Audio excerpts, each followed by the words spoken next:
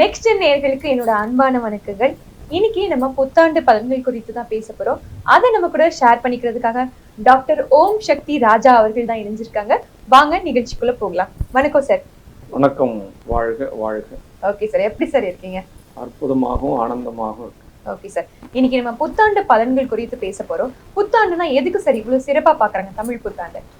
தமிழனுடைய பண்பாடு எப்பயுமே பொங்கல் பண்டிகை அப்படின்னாலே எல்லாருக்குமே பெரிய அபரீதமா இருக்கும். தமிழனுடைய பண்டிகை பொங்கல்.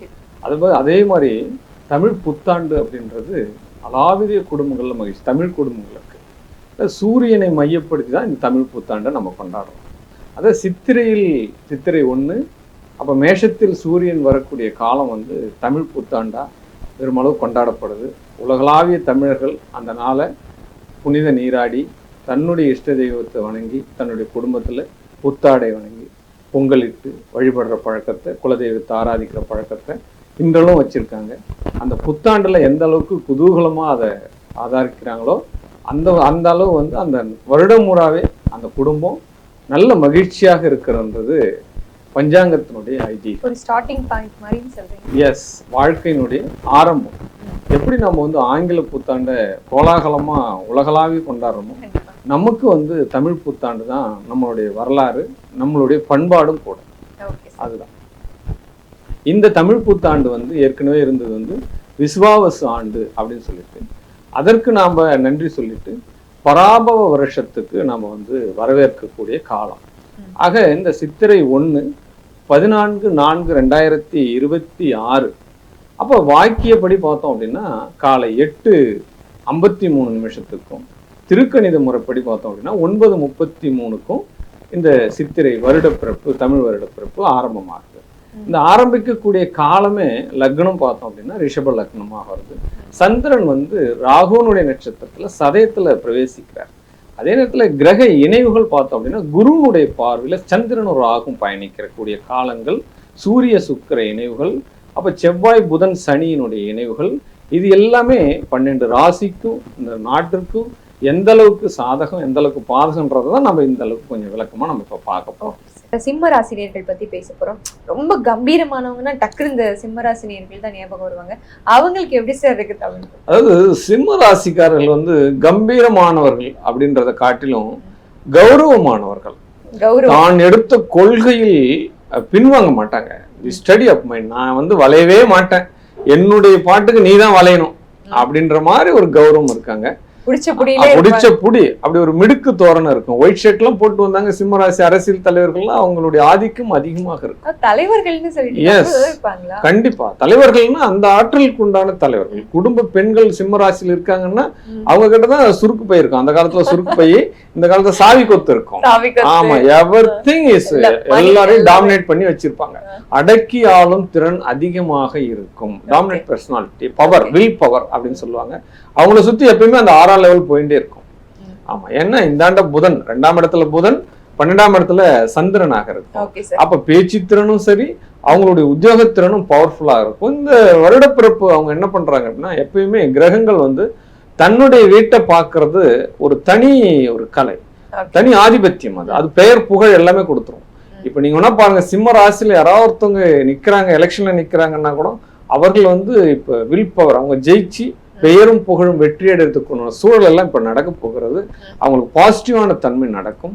உடல் ஆரோக்கியம், மன வலிமை எல்லாமே இப்ப அவங்களுக்கு சக்சஸ் ஆயிடும். ஓகே சார், இவங்களுக்கான சின்ன சின்ன நெகட்டிவ்ஸ் இருக்குல்ல சார், அதையும் சொல்லிடுங்க சார். ஏற்கனவே சொன்னதுதான், இவங்களுக்கு என்ன பண்றது, 7ஆம் இடம் 7ஆம் பொருத்தமா தான் இருக்கும். 7ஆம் இடம் என்பது மனைவி, கணவன், துணை, நண்பர்கள், அப்படிதான் இருக்கும். ஏன்னா வரலாறுகளில் இடம்பெயரக்கூடிய நபர்கள் எல்லாம் நீங்க எடுத்துட்டு பாருங்க, குடும்பம் என்பது அவர்களுக்கு இருக்காது. நீங்க ஏடுகள் எடுத்து பாருங்க, பெரிய பெரிய தலைவர்களுக்கெல்லாம் குடும்பம் பொருட்டே இருக்காது. குடும்பத்துக்குள்ளே அவன் போக மாட்டான். 24 hours அவனுடைய உத்தியோகத்திலேயே தான் இருப்பான். அப்பதான் வரலாறுகளில் இடம் பிடிப்பான்.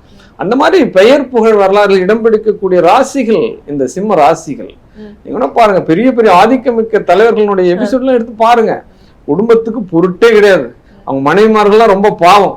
என் குடும்பத்துக்கே வர்றதில்ல, எப்பயுமே பொதுமக்களோட போயிடுறாங்க, உத்தியோகத்தோட போயிடுறாங்க, மாசத்துக்கு ஒரு வருஷத்துக்கு ஒரு தான் வராங்க. குடும்பமே உங்களுக்கு கிளைய கிடையாது. ஊருக்கு ஃபுல்லா உபதேசம், குடும்பத்துக்கு கஞ்சி கூட வாங்கி கொடுக்க முடியாத சூழ்நிலைகள்லாம் இருக்கும். இந்த மாதிரி பாவப்பட்ட விஷயங்கள்லாம் நடந்துதான் இருக்கும். இருந்தாலும் இவர்களுக்கு துணைவியாருடைய உறுதுணை மிகப்பெரிய ஒரு ஆரோக்கியமாக இருக்கும். ஆமா, வரக்கூடிய மனைவி என்ன பண்ணுவான்னா இதெல்லாம் தாங்கிட்டு தன்னுடைய கணவனுடைய உடல் நலத்தை பேணுவார். இது நடக்கும், இது 100% நடக்கும். தன்னுடைய கணவனே கண் கண்ட தெய்வம்னு சொல்லிட்டு அவங்களுக்கு அத்தனை பணிவிடையும் செய்வார். இப்போ உங்களுக்கு வேலை மாற்றங்கள் இல்ல வீடு வாகனம் வாங்குற யோகம் இருக்கா? கண்டிப்பா. அதாவது உத்தியோகம் என்பது வெளிநாடுகளுக்கு செல்லக்கூடிய சூழ்நிலை. அதே காலகட்டத்துல வாகனங்கள் விற்பனை ஆகும் அப்படின்னு சொல்லப்படுது. விற்பனை ஆகும்னா என்ன? பழைய வாகனத்தை கொடுத்துட்டு புது வாகனம் வாங்குறது, அந்த மாதிரி விஷயங்கள். வீடு விற்பனை ஆகும். ரொம்ப நாளா விற்க முடியாது வீடு, ரொம்ப நாளா விலை கட்டின்னு இருப்பாரு, அந்த வீடு இப்ப வித்துவிடும். அதை வித்துட்டு புதுசா ஒரு இடம் வாங்குறது, புதுசா வீடு கட்டுறது, இந்த விஷயங்கள் எல்லாம் பாத்தீங்கன்னா ரியல் எஸ்டேட்டுக்கு கரெக்டா இப்ப மேட்ச் ஆகும். அவங்க தான் ரொம்ப நாளா இந்த இடம் விற்கல, பிளாட் போட்ட விற்கல, வீடு கட்டி விற்கல, இந்த மாதிரி விஷயங்களுக்கு அவங்களாம் அதிகமாக விற்பனை ஆகும். ஆமா, அதே நேரத்துல கட்டிடத்துறையில் இருக்கக்கூடியவங்களுக்கு பல மடங்கு யோகம் வரும். கட்டிட சார்ந்த பில்டிங் ரிலேட்டடா அத்தனை பேருக்கும் வேலை அற்புதமாக நடக்கும் அப்படின்னு சொல்லலாம். இவங்களுக்கு அஷ்டம சனி நடந்துட்டு இருக்கு. இருந்தாலும் குரு வந்து 12க்கு வராரு. இவங்க பதவிகள் கிடைக்கும், சமுதாயம் சார்ந்த பதவிகள், கண்டிப்பா லீடர்ஷிப் அது கிடைக்கும். அதே நேரத்துல இவங்க ஊர் தலைவர், கவுன்சிலரு, அவங்க தொழிற்சங்கங்கள், இந்த மாதிரி துறைகள் எந்த துறையில இருக்காங்களோ அதை சார்ந்த பதவிகள் கிடைக்க போகிறது அப்படின்னு சொல்லலாம். Okay sir. இவங்களுக்கான சிறப்பு பரிகாரங்கள் கோயில்கள் இருக்கு. எப்பயுமே அதிகாரம் தான் இவங்க கையில இருக்குது. அப்ப அதிகாரத்துக்கு உகந்தவன், அப்போ ரொம்ப ஆக்ரோஷமான விஷயங்கள். ஏன்னா அதிகாரம் அடக்குபவன்னா அது பெரிய வைராக்கியசாலியா தானே இருக்கணும், பராக்கிரசாலியா தானே இருக்கணும். அப்ப இந்த பெருமாளுடைய அவதாரங்கள்ல, தச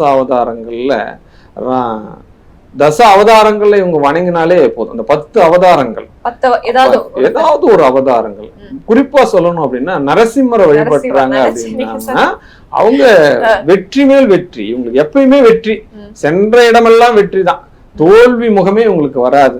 அப்ப நரசிம்மனுடைய ஆராதனை, நரசிம்மனுடைய காயத்ரி மந்திரம், நரசிம்மரை போய் பார்க்கக்கூடிய சூழ்நிலைகள், இதெல்லாம் இவங்க தொடர்ச்சியாக எடுத்துட்டாங்க அப்படின்னா நினைத்தால் நினைக்கிறதுன்றது வேற, அதுக்காக மெனக்கிட்டு அவங்க ஸ்டெப் எடுக்கணும். நினைச்சிட்டு போகிறதுன்னா அது ஒரு சாதாரண விஷயமா, நான் நினைச்சிட்டேன் கிடைக்கல அப்படின்னு கிடைக்க. அதுக்காக ஒருவேளை போஜனத்தை ஒத்திண்டு விரதம் இருந்து அந்த ஸ்லோகத்தை பார்த்துட்டு பெருமாளுக்கு அந்த நரசிம்மருக்கு அபிஷேக ஆராத்திகள் பண்ணி வாரத்திலேயோ மாசத்திலேயோ ஒரு முறை இந்த சிம்மராசிக்கார் பண்றாருன்னா இவங்களை விட வல்லவர் இந்த உலகத்தில் யாருமே கிடையாது. தலைவர்னு சொல்லிட்டீங்க. அவ்வளவுதான். டாமினேட் பர்சனாலிட்டி, கௌரவமானவர்கள், உயர்ந்த நிலைக்கு செல்லக்கூடியவர்கள், ஆச்சாரியமார்கள், இது மாதிரி நிறைய பட்டங்கள் இவங்களுக்கு கொடுத்துட்டே இருக்கலாம். கண்டிப்பா சார். இதை கேக்குறவங்களா அப்படி காதல செலுத்திட்டு இருக்கு. அதுக்காக சொல்லல, உண்மையான விஷயத்தை தான் நம்ம சொல்றோம். கண்டிப்பா சார். நன்றி சார். வாழ்க வாழ்க வாழ்க.